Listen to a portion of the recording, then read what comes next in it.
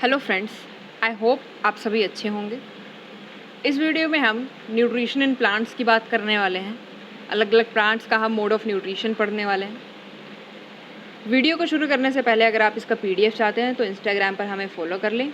Instagram का link आपको description में मिल जाएगा। तो चलिए इस वीडियो को शुरू करते हैं। तो देखिए, न्यूट्रिशन क्या है। न्यूट्रिशन कंपोनेंट ऑफ फूड में पाया जाता है। जैसे कि अगर मैं बात करूँ तो अगर हम खाना खाते हो तो हमें क्या मिल रहा है? Carbohydrates, proteins, fat, minerals. तो ये सारे क्या है? कंपोनेंट्स ऑफ फूड हैं। और यही कंपोनेंट्स ऑफ फूड को न्यूट्रिएंट्स कहा जाता है, जो कि हमारी बॉडी के लिए एसेंशियल हैं। अब हमें बात किस बारे में करनी है कि मोड ऑफ न्यूट्रिशन प्लांट्स में कैसा होता है। तो देखिए, मोड ऑफ न्यूट्रिशन प्लांट्स में दो तरह का होता है mainly. The first one is autotrophic. मतलब क्या है कि ऐसे प्लांट्स जो अपना खाना खुद बना लेते हैं किसी प्रोसेस के थ्रू। और दूसरे हैं हेट्रोट्रॉफिक्स। ऐसे प्लांट्स जो कि एनिमल्स की तरह या हमारे ह्यूमंस की तरह दूसरे प्लांट्स या एनिमल्स पे डिपेंड हैं, राइट। अब हमने बात की थी कि ऑटोट्रॉफ्स वो होते हैं जो अपना खाना खुद बना लेते हैं। तो वो अपना खाना खुद बना कैसे लेते हैं? तो उस प्रोसेस को कहते हैं फोटोसिंथेसिस। फोटोसिंथेसिस क्या है? ऐसा प्रोसेस जिसमें कि प्लांट्स अपना खाना खुद बनाते हैं in the presence of sunlight. तो सिंपल इस फोटोसिंथेसिस को समझने के लिए आप इस पिक्चर को देखिए। अब देखिए, जो वाटर और मिनरल्स चाहिए वो प्लांट्स कहाँ से ले रहा है? सॉइल से ले रहा है। और ये रूट्स जो हैं उसको एब्जॉर्ब करके कहाँ पे ट्रांसपोर्ट कर रहे हैं? लीव्स के अंदर। अब जो लीव्स हैं ये कार्बन डाइऑक्साइड भी हमारे एटमॉस्फेयर से एब्जॉर्ब कर रही है। तो कहाँ जा रही है? लीव्स के अंदर जा रही है। अब लीव्स के अंदर क्या होता है? छोटे छोटे से पोर्स होते हैं। उन पोर्स को हम स्टोमेटा कहते हैं। और वो पोर्स जो हैं उनको गार्ड सेल्स ने सराउंड किया होता है। मतलब कि उसके चारों ओर, पोर के चारों ओर गार्ड सेल्स होते हैं। और पोर को क्या कहा जाता है? स्टोमेटा कहा जाता है, स्टोमेटल सेल कहा जाता है। अब ये जो पत्तियां हैं या पूरा प्लांट है, इसके अंदर ग्रीन पिगमेंट पाया जाता है जिसको कि क्लोरोफिल कहते हैं। और यही क्लोरोफिल क्या है? क्योंकि पत्ती के अंदर कार्बन डाइऑक्साइड है, वाटर है, मिनरल्स है, सब कुछ है। अब क्लोरोफिल जो है वो सनलाइट को एब्जॉर्ब करके प्रोसेस को सिंथेसिस करेगा। मतलब क्या है? खाना प्रिपेयर करने की प्रक्रिया जो है वो वहाँ पे शुरू हो जाएगी। अब खाना प्रिपेयर हो गया तो हमें मिला क्या? मतलब कि इसका एंड प्रोडक्ट क्या है? तो देखिए, जो लीव्स हैं वो क्या छोड़ रही हैं? ऑक्सीजन छोड़ रही हैं। और यहाँ पे और क्या बनेगा? खाने के रूप में क्या बनेगा? शुगर। शुगर क्या है? कार्बोहाइड्रेट है, राइट। तो ये सारा प्रोसेस सन की प्रेजेंस में होता है, सनलाइट की प्रेजेंस में होता है, इसलिए इसको फोटोसिंथेसिस कहते हैं। अब नेक्स्ट देख लेते हैं कि अब हमने बात की कि पत्तियों में ये फोटोसिंथेसिस होता है, क्लोरोफिल होता है। तो क्या पत्तियों के सिवा फोटोसिंथेसिस किसी और पार्ट में नहीं हो सकता? तो ऐसा बिल्कुल नहीं है।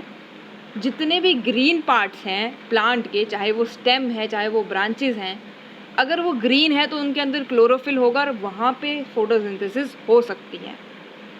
अब अगर हम कैक्टस की बात करें, क्योंकि एक डेजर्ट प्लांट है वो, तो उनके बॉडी में स्केल्स होते हैं जो कि स्पाइन्स होते हैं। मतलब क्या है कि ऐसे लीव्स जो लीव्स नहीं होते हैं वो खुद को मॉडिफाई करके स्पाइन का रूप ले लेते हैं, कांटे का रूप ले लेते हैं।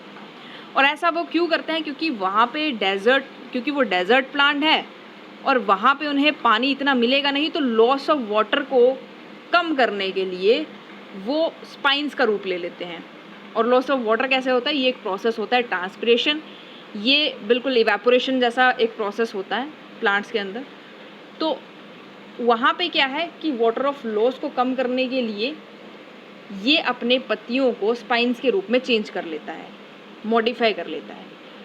और ऐसे प्लांट्स, अब इनमें लीव्स तो होती नहीं है, तो स्टेम जो है इनकी वो ग्रीन होती है।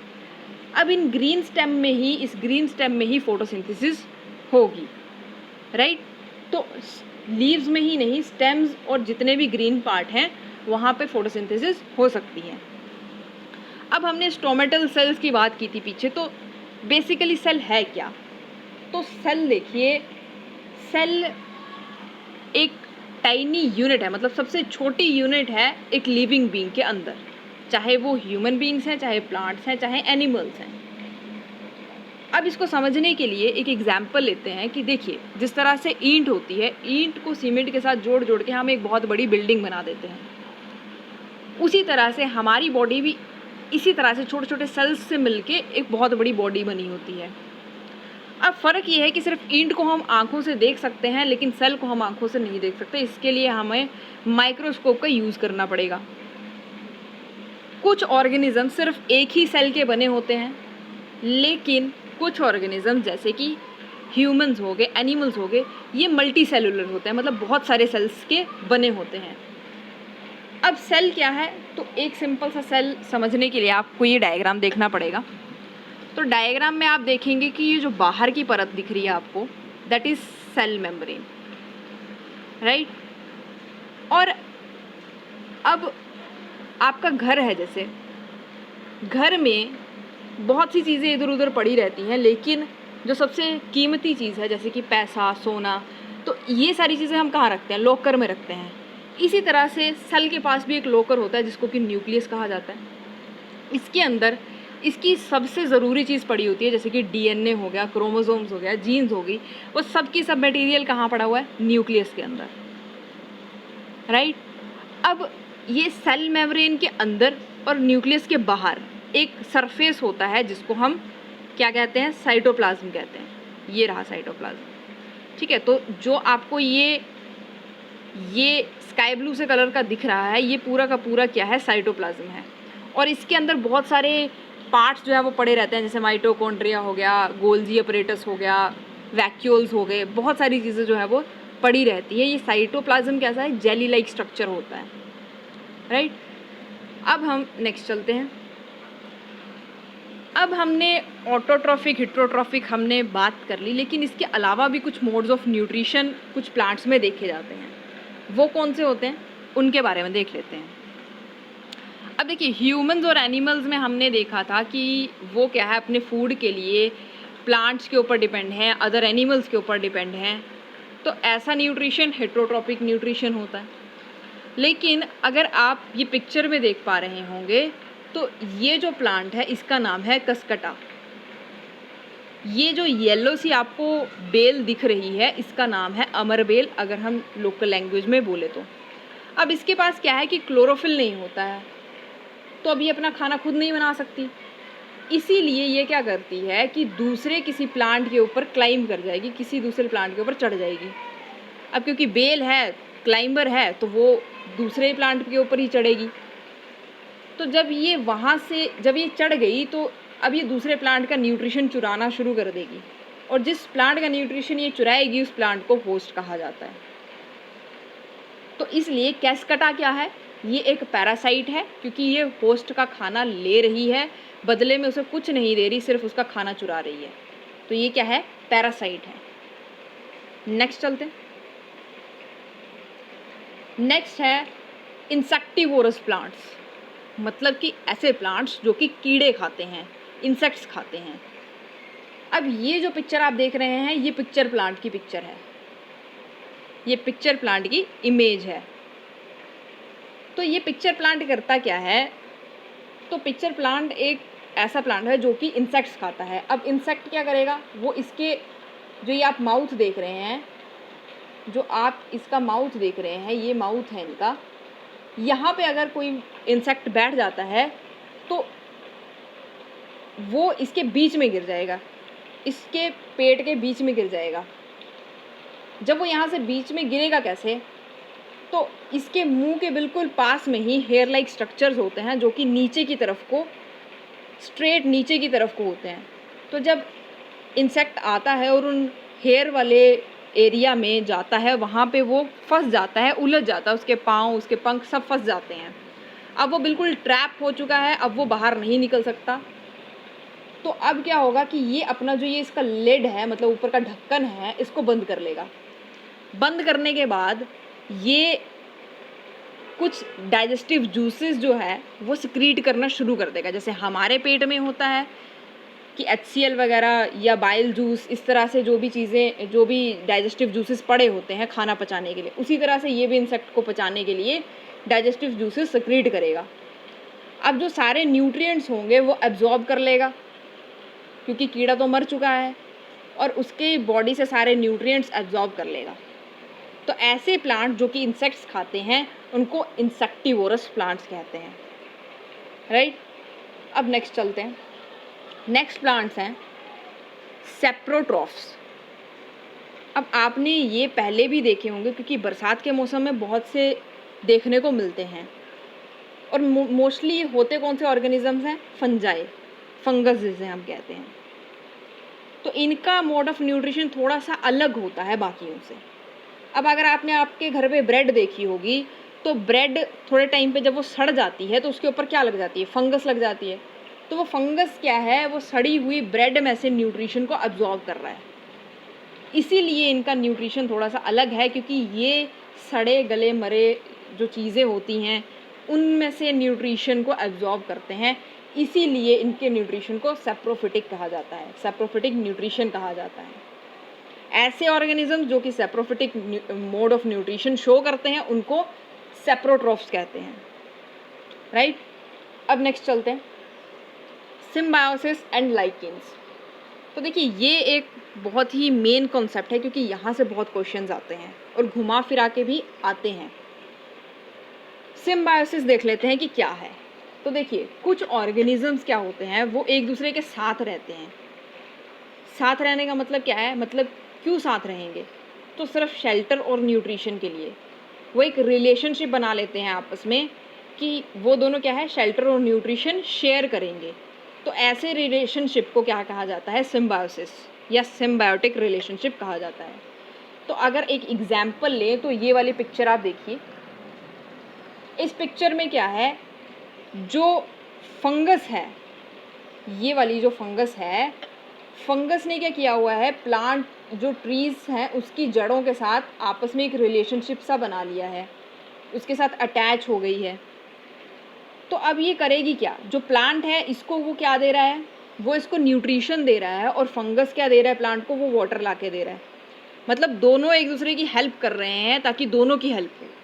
तो ऐसा रिलेशनशिप जिसमें दोनों की हेल्प होती है, दोनों एक दूसरे के साथ मिल के काम करते हैं, शेल्टर और न्यूट्रिशन के लिए दोनों एक रिलेशनशिप में आते हैं, तो उस न्यूट्रिशन को हम सिम्बायोसिस कहते हैं या सिम्बायोटिक रिलेशनशिप कहते हैं। अब अगर आपको ये समझ आ गया तो लाइकेन आपको बहुत आसानी से समझ आ जाएगा। तो लाइकेन एक ऑर्गेनिज्म होता है। कैसा ऑर्गेनिज्म? जो कि फंगस और एल्गे का मिल के बना होता है। मतलब फंगस और एल्गे जब मिल के एक दूसरे के साथ रहते हैं तो लाइकेन बनता है। अब फंगस और जो एल्गे है, एल्गे होती क्या है? तो एल्गे आपने देखा होगा बरसात के मौसम में ग्रीन ग्रीन सी परत आ जाती है जिसके ऊपर फिसलने का खतरा रहता है, उसे ही एल्गे कहते हैं। उसके ऊपर जब फंगस ग्रो कर जाती है तो लाइकेन बनता है। अब लाइकेन बनता क्यों है? मतलब फंगस और एल्गे क्यों एक साथ रहेंगे? तो क्योंकि फंगस के पास क्लोरोफिल नहीं होता है और एल्गे ग्रीन है तो उसके पास क्लोरोफिल होगा। तो फंगस एल्गे को शेल्टर, वाटर और मिनरल्स प्रोवाइड करवाता है।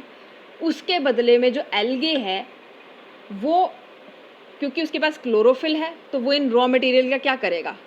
सनलाइट की प्रेजेंस में खाना बना के दे देगा, फंगस को भी देगा और खुद भी खाएगा। तो मतलब दोनों का फ़ायदा है, सिम्बायोटिक रिलेशनशिप है। और ऐसे ऑर्गेनिजम्स को ही, मतलब ऐसा ऑर्गेनिज्म जो एल्गे और फंगस जब दोनों साथ रहते हैं, इसी को ही लाइकेन कहते हैं। और ये कैसे बनता है? सिम्बायोटिक रिलेशनशिप के थ्रू बनता है। इसको ध्यान से समझ लीजिए क्योंकि यहाँ से क्वेश्चन आ जाता है। नेक्स्ट देखते हैं। अब न्यूट्रिशन जो है वो रीप्लेनिश कैसे होता है सॉइल में? रीप्लेनिश का मतलब है कि अब फसल एक बार लग गई, अब उसने वहाँ से न्यूट्रिशन, मिनरल्स, न्यूट्रिएंट्स जो थे वो कहाँ से अब्जॉर्ब किए? सॉइल से अब्जॉर्ब किए। तो जब उसने अब्जॉर्ब कर लिए तो दूसरी बार कहाँ से आएंगे? बार बार अगर आप एक ही फील्ड पे पौधे लगा रहे हैं और उसके बदले में फर्टिलाइज़र, मैन्योर इस तरह का कुछ भी आप चीज़ इस्तेमाल नहीं कर रहे, तो आपका पौधा एक टाइम पे आके मर जाएगा, वो नहीं लगेगा, क्योंकि उस सॉइल में से न्यूट्रिशन बिल्कुल ख़त्म हो चुका है। अब उसको रीजनरेट करने के लिए, मतलब उस सॉइल में न्यूट्रिशन बनाए रखने के लिए हम फर्टिलाइज़र्स, मैन्योर्स का इस्तेमाल करते हैं। अब जो ये फर्टिलाइज़र्स और मैन्योर्स इनके अंदर होता क्या है, तो ये नाइट्रोजन, पोटेशियम, फॉस्फोरस इस तरह के जो कंपोनेंट्स हैं उनको कंटेन करते हैं। ऐसे कंपोनेंट्स इनके अंदर होते हैं जो कि प्लांट के अच्छी फसल होने के लिए हमें चाहिए, और ये बार बार टाइम टू टाइम ऐड करने पड़ते हैं। ऐसा नहीं है कि एक बार ऐड कर दिए तो लाइफ टाइम तक रहेगा, बार बार आपको ऐड करना पड़ेगा। क्यों? ताकि सॉइल जो है वो एनरिच रहे, उसका न्यूट्रिशन ख़त्म ना हो। अब ये तो हमने आर्टिफिशियली ऐड किया, राइट। अब सोचने वाली बात ये है कि नाइट्रोजन तो ऑलरेडी एनवायरनमेंट में इतना पड़ा हुआ है, तो प्लांट वहाँ से क्यों नहीं ले लेता? तो देखिए, जो प्लांट की बॉडी है, जहाँ से नाइट्रोजन एब्जॉर्ब होती है, वो रूट से एब्जॉर्ब होती है, और रूट वाला हिस्सा जो है वो सॉइल के अंदर होता है, वो एनवायरनमेंट के बाहर एक्सपोजर में नहीं होता है। एक्सपोजर में सिर्फ लीव्स होते हैं, तो लीव्स सिर्फ और सिर्फ कार्बन डाइऑक्साइड एब्जॉर्ब कर सकते हैं, वो नाइट्रोजन एब्जॉर्ब नहीं कर सकते। तो इसको भी पॉसिबल किया जा सकता है, या नेचर ने इसको खुद ही पॉसिबल किया हुआ है। कैसे? तो एक बैक्टीरिया होता है राइजोबियम, वो प्लांट की जड़ में जाके उसके साथ चिपक जाता है, उसके साथ सिम्बायोटिक रिलेशनशिप बना लेता है। अब राइजोबियम अपना खाना खुद नहीं बना सकता, इसलिए राइजोबियम जो एनवायरनमेंट से नाइट्रोजन लेता है उसको कन्वर्ट कर देता है, ताकि प्लांट उस नाइट्रोजन को यूज़ कर सके। तो कन्वर्टेबल जो नाइट्रोजन है प्लांट उसको यूज़ कर लेगा, और उसके बदले में राइजोबियम को खाना मिल जाएगा। तो इस तरह से ये सिम्बायोटिक एसोसिएशन से नाइट्रोजन फिक्सेशन होती है, और ये फिक्सेशन कौन करता है? तो राइजोबियम बैक्टीरिया करता है। और ऐसी जो सिम्बायोटिक एसोसिएशन है जो राइजोबियम वाली है, ये किन प्लांट्स में देखी जाती है? तो ग्रैम्स हो गए, जैसे कि चने की जो फसल होती है वहाँ पे, मटर की फसल होती है, मूंग दाल की फसल होती है, बीन्स होती हैं, और जितने भी लेगुमिनस प्लांट्स होते हैं जिनको कि नाइट्रोजन चाहिए होती है, तो राइजोबियम वहाँ पे उनकी हेल्प करता है, और बदले में उसे फूड, शेल्टर, न्यूट्रिशन मिल रहा है, राइट।